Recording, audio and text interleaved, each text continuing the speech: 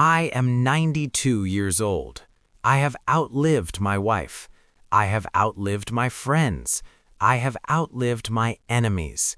But most importantly, I have outlived the culture. I have outlived the lie that is killing the majority of men and women listening to me right now. I am standing at the edge of the cliff, looking down at the bottom, and before I jump, I need to turn around and warn you, because you are drinking poison and you are calling it success. Let me tell you about a man named Jack. It was 1968. Jack was my best friend. He was smarter than me, better looking than me, and much richer than me. Jack was a shark. We were having a whiskey one night to celebrate a massive deal he had just closed. He leaned back in his leather chair, lit a Cuban cigar, and looked at me with eyes burning with ambition. He said, "Frank, 5 more years, that is the strategy. I grind for 5 more years, I hit the magic number, and then I stop. Then I take Mary to Italy. Then I learn to paint. Then I start living." Jack had a plan. He had a roadmap. 3 days later, Jack walked out of his office building, grabbed his chest, and hit the concrete sidewalk before he even realized he was falling. Massive heart attack. He was 42 years old. He never went to Italy. He never painted a damn thing. I stood over his casket, and I heard people whispering, "What a tragedy! Bad luck! It was fate." They were wrong. It was not fate. It was toxicology. If Jack had smoked 3 packs of cigarettes a day and died of lung cancer, nobody would call it bad luck. We understand the biology of smoking. We know that smoke carries toxins that burn lung tissue, cell by cell, until the system collapses. It is mechanical cause and effect. But when it comes to work, when it comes to stress and the grind mindset, we are biologically illiterate. We treat overwork as a moral virtue, but the human body does not care about your morals. It only cares about chemistry. And here is the hard medical fact that Jack ignored. Working 60 hours a week, living in a state of constant alert and delaying rest, is biologically identical to smoking. The substance is different, but the tissue damage is the same. Instead of tar, Jack's poison was cortisol, and instead of the lungs, the target was the endothelium. The endothelium is the microscopic, delicate lining inside every artery in your body. When it is healthy, it is smooth like Teflon. Blood slides right through. But when you live under the pressure of the 5-year plan, when you live in anxiety about the future, your body floods your blood with inflammatory hormones. These hormones act like acid. They scratch the Teflon. They create micro tears in the walls of your arteries. The body tries to patch these tears by plastering cholesterol over the hole, like spackle on a cracked wall, layer upon layer, year upon year, until the pipe clogs and the blood stops. Jack didn't die because his heart stopped. Jack died because he spent 20 years dissolving his own arteries with the stress of his ambition. He traded decades of life for 5 years of a bonus he never spent. And when I look at your generation, I see millions of Jacks. I see you running.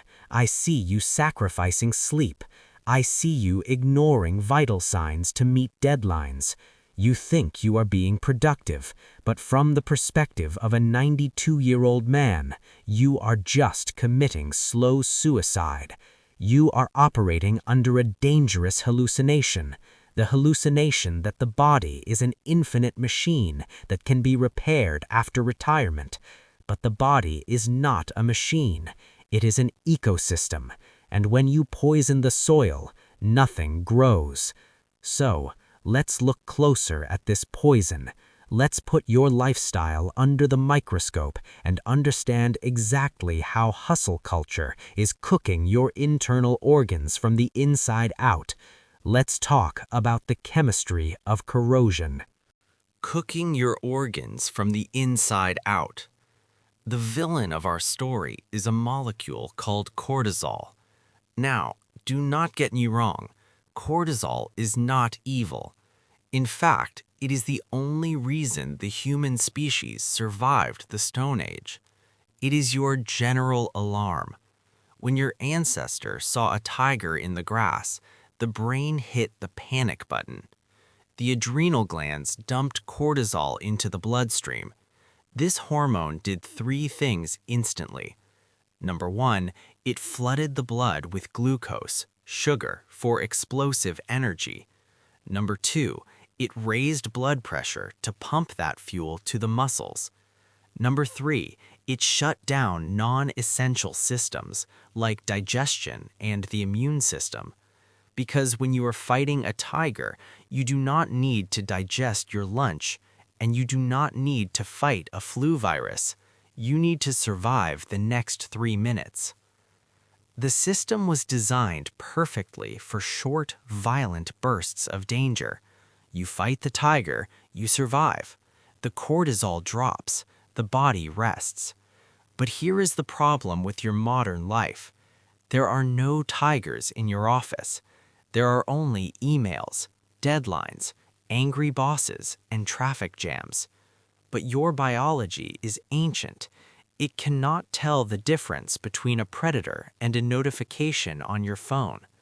So every time your phone pings, every time you worry about a bill, your body triggers the tiger response.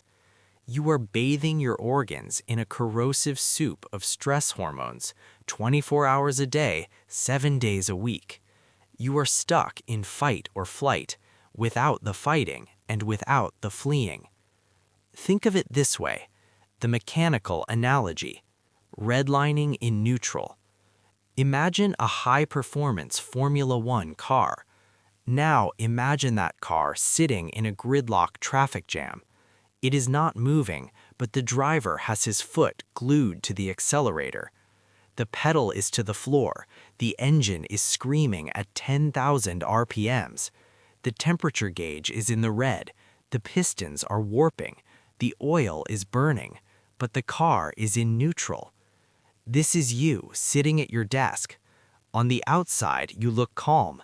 You are just typing. But on the inside, biologically, you are revving your engine until it melts. And what happens when you run an engine hot for 40 years?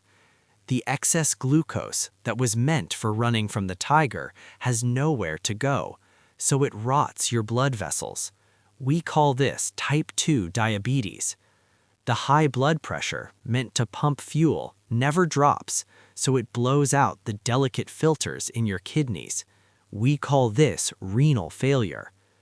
The immune system, which you turned off to save energy, never turns back on, so it misses the mutation of a rogue cell. We call this cancer. Jack didn't die of hard work. Jack died because he redlined his engine until the gasket blew. And the tragedy is, modern medicine completely misses the point. If you go to a doctor with high blood pressure, what do? They give you a beta blocker. They give you a pill to mechanically force your blood pressure down. This is like seeing the check engine light flashing on your dashboard and putting a piece of black tape over it so you don't have to see it. You are hiding the signal, but the engine is still overheating. The system manages the symptom. It does not turn off the adrenaline. It does not remove the belief that I must suffer to succeed. And as long as that belief is running the operating system of your brain, no amount of kale smoothies or blood pressure medication will save you. But why do we do it? Why do we voluntarily redline ourselves into an early grave? Because our brains are defective. We have a neurological blind spot that prevents us from seeing the cliff until we are falling off it. let's look at the hallucination of later and why you think you are going to live forever. Why you think you are going to live forever. There is a glitch in the human brain, a fatal design flaw. Neuroscientists call it the optimism bias, but I call it the hallucination of later. When you think about yourself in the future, let's say yourself in 10 years, your brain does something strange. fMRI scans show that when you imagine your future self, the medial prefrontal cortex lights up in the exact same way it does when you think about a stranger. Biologically, you do not see future you as you. You see him as a different person, a stranger. This is why you eat the donut today, because the guy who gets diabetes in 10 years, that's not your problem. That's the stranger's problem. This is why Jack worked himself to death. He genuinely believed that future Jack would be the one to relax in Italy. Current Jack just had to suffer a little bit more. This creates a psychological disease I call the waiting room syndrome. Look around you. Look at your friends. Look at yourself. Most people are not living. They are waiting to live. They treat the present moment as an annoying obstacle, a waiting room they have to endure until the doctor calls their name. I'll be happy when I get the promotion. I'll take the trip when the kids leave for college. I'll fix my health when I retire. But I am here from the year 2026, standing at the finish line to tell you a secret. The doctor never calls your name. There is no later. There is only a perpetual now. And if you trade your now for a later that isn't guaranteed, you are making the worst bet in the history of gambling. I have visited many of my friends in nursing homes, the ones who survived the heart attacks, the ones who made it to 80. And do you know what I see? I see the wreckage of the waiting room. I see men who spent 40 years destroying their knees and their backs for a company that replaced them in 2 weeks. And now, when they finally have the time to travel, they don't have the body to do it. They have the money, but they can't climb the stairs to the airplane. They have the freedom, but they are prisoners of their own inflammation. And then there is the stuff, the trophies of your stress. You work 60 hours a week to buy the big house, the luxury car, the boat. You think these things are assets. They are not assets. They are future trash. I live in one room now. I have a bed, a chair, and a photo of my wife. That is all I need. When you die, your children will not worship your stuff. They will hire a stranger to throw 90% of it into a dumpster, and the other 10%, they will sell it at a yard sale for quarters. Your legacy, your success, is just clutter for the next generation. So why are you killing yourself to accumulate it? Why are you missing your daughter's childhood to pay for a car that sits in traffic? It is madness, and you won't realize it is madness until you are sitting where I am sitting. And by then, the store is closed. You cannot return the merchandise. But it is not too late for you. You still have time. You can stop the engine. You can cool down the system. But you need an antidote. If cortisol is the poison, we need a chemical counteragent. And believe it or not, it is not a pill. It is a mindset shift that changes your blood chemistry instantly. Let's talk about the antidote and the stoic trick that saved my life. The stoic trick that saved my life. The chemical counterstrike. If stress is caused by the hormone cortisol, the cure is a hormone called oxytocin. We often call it the love hormone, but that is too soft. I call it the anti-inflammatory of the soul. Oxytocin physically repairs the damage caused by stress. It heals the heart muscle. It relaxes the arteries. It lowers blood pressure. But you cannot buy oxytocin in a pharmacy. You can only generate it through one thing: presence. When you are truly present with another human being, when you look into your wife's eyes instead of your phone, when you listen to your son's story without checking your email, your brain releases oxytocin. It is the biological reward for connection. Jack didn't die just because he worked hard. He died because he was isolated. He was in the room with his family, but his mind was in the next quarter's earnings report. He was chemically starving. So how do you force your brain to be present? How do you break the addiction to later? I use a technique I learned from the Stoic philosophers. It is called the last time. Here is the truth. One day you will do everything for the last time. One day you will pick up your child and put them down and never pick them up again. One day you will kiss your spouse and it will be the final kiss. One day you will drink a cup of coffee and it will be your last cup. And the terrifying part is you never know when that day is.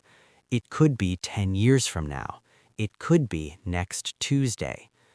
So here is my challenge to you. For the next 24 hours, pretend. When you drink your coffee tomorrow morning, tell yourself, this might be the last time I taste coffee. Suddenly, the bitterness disappears. You taste the warmth. You feel the mug in your hands. You are flooded with gratitude. When you hug your partner before leaving for work, hold it for 3 seconds longer. Feel their heartbeat. That surge of emotion, that is oxytocin washing away the cortisol. That is the antidote. The conclusion. I am 92. My back hurts. My eyes are dim. But you have the golden ticket. You have your health. You have your youth. You are the billionaire of time. Do not spend that fortune buying stress. Do not be like Jack. Do not let the productivity trap convince you that you are a machine. You are not a machine. You are a dying animal with a brief, beautiful window to experience this world. Stop the engine. Look out the window. Call your mother. Forgive your enemy, not for them, but to save your arteries from the hate. The deadline is coming for all of us. Don't let it catch you in the waiting room. Go, live.